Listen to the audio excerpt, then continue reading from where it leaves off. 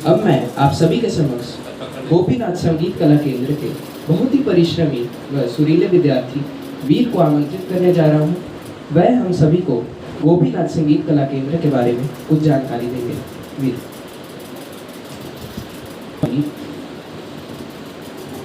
चंदन सा आदर, कुमकुम सी आस्था, पुष्प सा प्रेम और शब्दों का साथ लेकर सर्वप्रथम माँ सरस्वती को नमन करता हूँ और आप सभी का यहाँ पे स्वागत करता हूँ। आप सभी का गोपीनाथ संगीत कला केंद्र द्वारा आयोजित गुरु वंदन शिष्य अभिनंदन प्रोग्राम में स्वागत है। इन्हीं शब्दों के साथ मैं वीर आज आप सभी के सामने गोपीनाथ संगीत कला केंद्र के बारे में कुछ जानकारी देना चाहता हूँ कि गोपीनाथ संगीत कला केंद्र की शुरुआत कैसे हुई थी। जहाँ गुरुजी ने आज गोपीनाथ संगीत कला केंद्र को पहुँचाया है, उन्हें कितना संघर्ष लगा। सर्वप्रथम हम शुरुआत करते हैं कि जब गोपीनाथ संगीत कला केंद्र नहीं हुआ करता था, गुरुजी घर घर जाकर होम ट्यूशन दिया करते थे शास्त्रीय संगीत। वो टाइम ऐसा भी था कि कुछ विद्यार्थी ऐसे भी हुआ करते थे जो गुरुजी के पास सुबह 4-5 बजे भी शास्त्रीय संगीत की विद्या ग्रहण करने आते थे, लेकिन गुरुजी ने कभी भी समय नहीं देखा और उसी समय उनको शास्त्रीय संगीत की विद्या प्रदान की।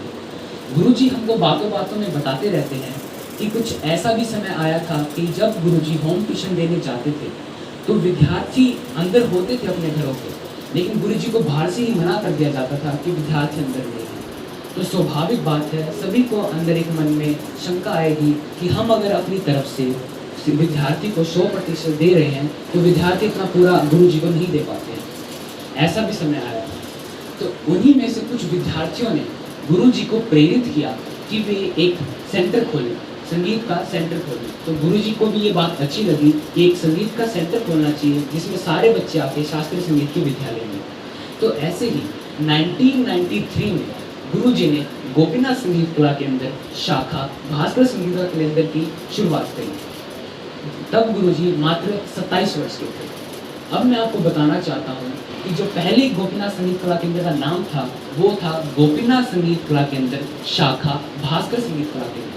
अब ये भास्कर संगीत कला केंद्र क्या है, तो मैं बताना चाहूँगा हमारे गुरुजी बड़े गुरुजी, इनका सेंटर का नाम था भास्कर संगीत कला केंद्र। वहाँ पे गुरुजी अपने गुरुजी शास्त्रीय संगीत की विद्यालय और गुरु है भी यहाँ पर जो बैठे हैं वो शिक्षा लिया करते थे शास्त्रीय संगीत की। तो उस टाइम ये था कि ज़्यादा फैसिलिटीज़ नहीं हुआ करती थी। उस टाइम गुरु हमको बताते रहते हैं कि उनके कैसे संघर्ष में बैठना पड़ता था। गुरुजी के बड़े गुरुजी के पास एक हाथ उनका हुआ करता था, उसी से अपना करता रहते थे और बच्चे अपना बैठ के शास्त्रीय संगीत सीखते रहते। फिर गुरुजी को जब ये प्रेरित हुआ कि गोपीनाथ संगीत कला केंद्र की शुरुआत होनी चाहिए, तो उन्होंने शुरुआत करी जिसका नाम स्टार्ट में रखा गोपीनाथ संगीत कला केंद्र भाषा शास्त्रीय संगीत कला केंद्र। उसके बाद पहले क्या हुआ करता था कि गोपीनाथ संगीत कला केंद्र में सिर्फ शास्त्रीय संगीत की विद्या दी जाती थी, परंतु यहाँ पे कोई प्रैक्टिकल एग्जाम जो हम थ्योरी एग्जाम देते हैं वे नहीं हुआ करते थे। यहाँ पे खाली शास्त्रीय संगीत सिखाया जाता था। तो कुछ विद्यार्थियों ने गुरुजी को बताया कि गुरुजी ऐसा आपको करना चाहिए कि यहाँ पे ही सभी बच्चों की शास्त्रीय संगीत की प्रैक्टिकल एग्जामिनेशन भी हो जाए और सिखाया भी यहीं पे जाए। तो गुरुजी ने फिर प्रयाग संगीत समिति से गोपीनाथ संगीत कला केंद्र की एफिलिएशन की। तो वह डेट थी 14/10/2011।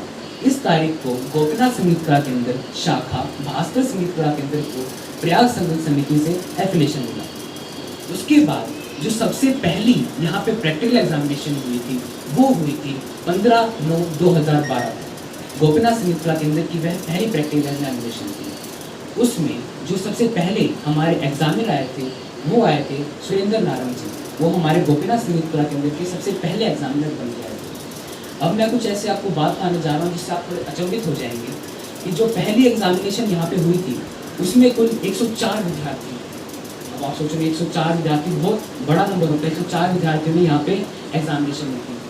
उसमें से जो 96 बच्चे थे वो थे फर्स्ट से लेकर 5th ईयर तक थे, यानी first, second, third, fourth, fifth, कुल मिलाकर 96 बच्चे थे। और 10 बच्चे जो थे वो थे षष्ठम वर्ष के 6th ईयर। तो ऐसे कुल मिला के 104 बच्चे यहाँ पे प्रैक्टिकल एग्जामिनेशन देने आए थे।